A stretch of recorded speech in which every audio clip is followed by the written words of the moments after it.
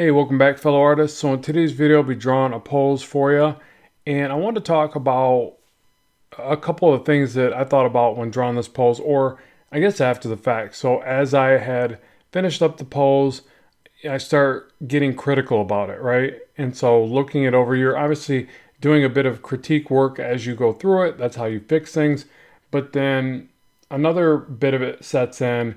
I've talked about this, a lot of artists will talk about this, obviously, is that we all know about this phenomenon of where you look at it the next day, you share it, you get some feedback, but generally you just take a break and look at it the next day and you see all these glaring flaws. And then it's like, wow, this thing that I thought looked pretty cool doesn't look that cool anymore. And so if this happens in the pose design process, it can stop you dead in your tracks from finishing the character. So this character could have been like Spider-Man or Batman flying through there or whoever. But if I get disenchanted with it throughout the process, it becomes a crumbled up piece of paper, or in this case, a digital file that goes into the recycling bin, right? So how do we stop that? Because again, our critical brain needs to be there for us to get the best out of our skill sets, identify with the things we're not doing right. We need to share the work so that we get feedback from people, and we can also develop our own ability to understand the feedback, take it positively, even when it's not meant positively. You're going to get those bad ones that are just like mean comments and serve no purpose, or it would seem that way. But it's up to you to learn to still say, well, is there any truth to that, even if it's not presented the right way? So managing your expectations is a great thing, but essentially taking that critical information and then fixing the work. And so all of this needs to be done, but it's really bad when you're doing it to yourself and then it stops you from even sharing the work. So here's some of the things I wanted to mention that have helped me along the way and hopefully help you. Because again, even this one, I wasn't going to share it, but I'll share these ideas and I'll just explain why I think it's good to do it, even when you think it's not the greatest. Drawing bad poses leads to the good ones. I try to remind myself of that, and this can apply to anything, but a lot of your bad sketches are going to lead to your eureka kind of moments of breaking that mental barrier and drawing something amazing, right? Mileage matters. You just have to keep at it and then the good stuff will come out. But you're going to find it pretty difficult to get to that if you're constantly stopping yourself because of an overly critical process, and this also ties into not believing that you can do it. So I don't want to get too far off into that, but that does play a role. Like, you have to believe in your own ability, your own imagination. I mean, you're imagining this stuff, right? So you have to believe that you can imagine it, or else you will like stop seeing the images. I think I've always felt that way. Like the more I believe in myself and the ability to create the stuff, the better I do.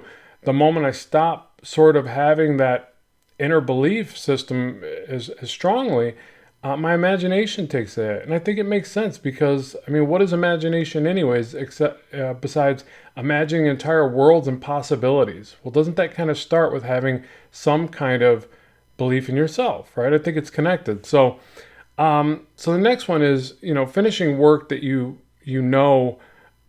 could still be better, but just finishing it anyways. So that's what this is. Like, knowing that there's flaws and I could have made it better and I could have redrew it 5 times and got to the best.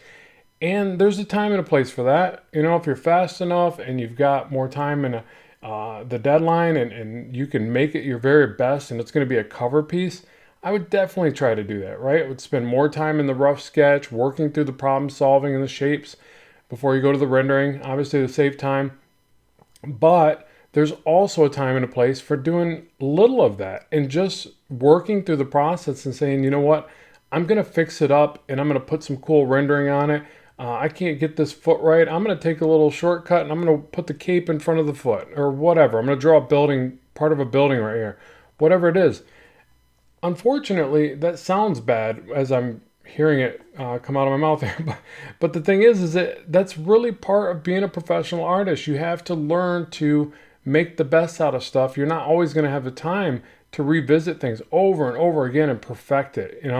You're going to have to learn to take shortcuts, especially in comics. I learned it from storyboards. Like, I was just so super slow with that stuff. Like, and those deadlines were so fast and demanding to me and my speed level that I had to just start making compromises with the way that I was trying to draw the stuff. I had to start tracing pictures and taking shortcuts. And it was kind of accepted in that field, and I felt guilty about it. But you know what?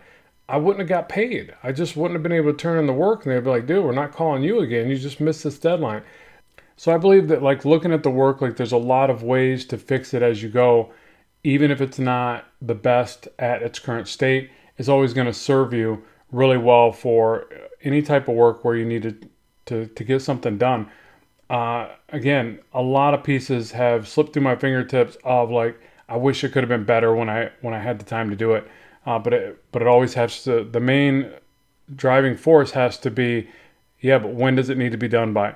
And then also think about like how many times you created a piece and you shared it and it did better than you thought. And there's times you put a bunch of work into something, shared it, and it didn't do as well. Now, I always want to stress that I think it's important to be careful, manage your expectations when you look at things like what I'm talking about now. Like, don't get too caught up into the analytics.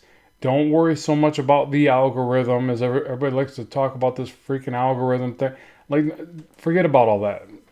I mean, if you can do well with it, I mean, everybody wants to do well. But at the same time, if you get too off into it, I think that what it does, it just really starts to sway us as artists as what we think we should be doing. It confuses us. Like when also we're trying to please people and an algorithm, which really, I'm sure it's one and the same. It's all retention. It's like, do people actually want to see what you're doing? And so that's a cool thing when it's working in your favor, but then when it backfires, it can make you feel like the thing you're doing has no value. And that's the problem. That's why I want to keep stressing, manage your expectations. But there is a little bit of a flip side to that coin as well. It's like, you can't just do whatever you want. If nobody wants it and nobody likes it, then that's a problem too, right? So it's like, it can't be one side or the other. I really don't like talking in terms of black and white anyways. Like there's many shades of gray to everything you do. That's where flowing from one thing to the next is so important. Rigid things break, right? You can't be too rigid in your approach. So yeah, you don't want to make anything that nobody wants, and the algorithm might show you that. Or it could just be that the algorithm just, I don't know, isn't favoring your type of content at this moment. I don't know. The reason why I say that is because I've seen so much amazing art, beautiful, breathtaking, hyper detailed art out there, and they have barely any likes, barely any views. It makes no sense in that regard. So I'm sorry, I don't like trust the algorithm and trust the I don't know. It feels like it's saying like I don't trust the people's opinion, but that can't be it because yeah, I don't. It's just there's just too many good artists out there that struggle to get their attention, and then you see this really weird stuff that gets a bunch of attention. Makes no sense to me. But that can also mean that I'm just out of touch with what's really popular these days. So another thing to think about is, so the one thing I wanted to finish off with that is that so when certain things do well and other things don't do so well, I like to always bring that back and say, well, maybe I'm not the best judge, and that's okay. I don't need to be. But now that I'm armed with that knowledge, I can like research that a little bit. I can try to get to the bottom of it, but not at the expense of just creating. Like you can very easily get caught up into trying to figure all this stuff out, and now you're creating way less. Don't let that happen. The main thing is that you stay creating, and that generally will light the path because you're just putting out more work. You're growing a brand. You're throwing these rocks into the pond, and you're creating the ripple effects. Well, you can't get that if you're too busy off, reading about what algorithm's hot right now, and what does it mean when you get a video that gets this many likes but this many views. You're like too off into the weeds, I think.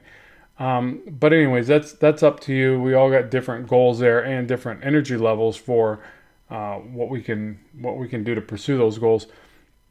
So the other one, and I'll bring this one to a close. Already getting long for this type of video is there's so many aspects to drawing comic book characters that learning to move past your trouble areas and finishing something is a very important mindset to have. So this really touches on what I kind of said, but it applies to a lot of different art forms. That if you can get creative in the way that you fix things as you go and keep moving forward, it is such a like a fluid and uplifting kind of approach. Like it boosts your creativity is what it does, I think. So a lot of the times when the art pieces that I created that came out the best were the ones where I just let go and I said, I just really want to draw this thing. And all of a sudden I barely critiqued it at all. In fact, some of them I would just get done so excited that to do the thing that I worked through it all night or whatever. And then I share it and then people are like, dude, yeah, but the hand's funky or this and that. And all of a sudden it pulls the wind out of my sails a little bit. I'm like, wow, I thought that was so cool. I felt such energy and I was in the moment. It was like my Zen-like state was flowing. But you know what? That's the thing is that that's the part where your creativity takes over, your excitement, and you probably don't see some of the flaws. But because you don't see as many of the flaws, you keep the creative flow going as well. I think that's something to be said for that. I don't quite know the answer there, but all I'm saying is that there's times I don't want to know if anything's wrong with it. I just want to keep that Zen-like state and I want to keep drawing. And that's gets me right through the piece so much faster. Like, so then I wonder, it's like, wouldn't it be better to just shut off that critical mind a little bit more and just do more work? And through that longer duration of time and completed projects, you'd fix those mistakes anyways. I mean, we can all look back and see some old comics from our favorite artists, and there's some panels in there we're like, whoa, that one's pretty bad. Like, I didn't think like, so if you've ever caught up with an artist in comics and their stuff's amazing, you can look back and you could see a clear progression, right? Well, I'm sure there was a lot of those panels they didn't want to leave their table, but they just had to. They were on a deadline and they drew it the best they could. And yeah, every now and then you'll see some funky looking hands and feet here and there in the background panels. Usually, they don't usually make the mistakes on the big splash pages, but at the same time, again, it's getting that mindset of like just get it done, flow through it. You'll fix it on the next one, fix it on the next one, and I think that's a great way to stay creative. But I don't know. Let me know what you guys think. I really appreciate watching today's video. If you would like poses like this and you want a pose pack, I've got those linked in the description box below. Helps me to continue to do what I do on the channel here. So thanks so much for tuning in. As always, good luck with the art, and bye for now.